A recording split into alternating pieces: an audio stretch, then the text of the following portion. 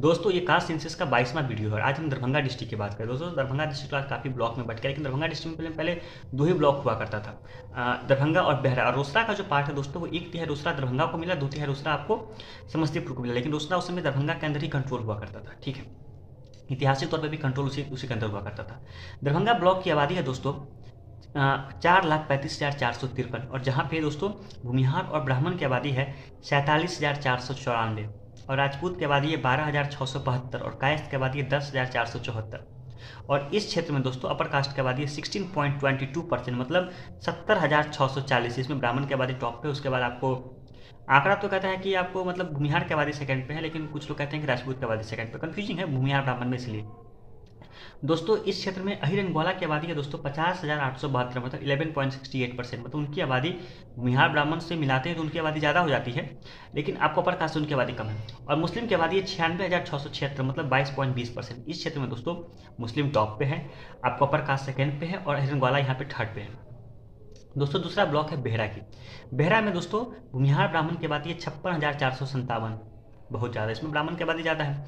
और राजपूत की आबादी है 12,369, और कायस्थ की आबादी है 5,110, और प्रकास्ट की आबादी है 20.82%, मतलब 73,936। और इस क्षेत्र की आबादी है 3,55,024। दोस्तों इस क्षेत्र में अहिर एंड ग्वाला की आबादी है 44,154, मतलब 12.43%, और मुस्लिम की आबादी है 49,837, 14.3%। इस क्षेत्र में दोस्तों बस भूमिहार ब्राह्मण को आप काउंट कर लीजिएगा ना, तो आपको अहिर एंड ग्वाला से भी ज़्यादा हो जाती है और मुसलमानों से भी ज़्यादा हो जाती है। लेकिन अपर कास्ट यहाँ पे टॉप पे है, सेकंड पे आपको मुस्लिम्स है, और थर्ड पे आपको अहिर एंड ग्वाला है। और अपर कास्ट में दोस्तों ब्राह्मण की आबादी काफ़ी ज़्यादा है इस क्षेत्र में। दोस्तों तीसरा ब्लॉक है रोसड़ा की। रोसड़ा की आबादी है 2,75,118, ठीक है, जिसमें भूमिहार ब्राह्मण की आबादी है 20,682।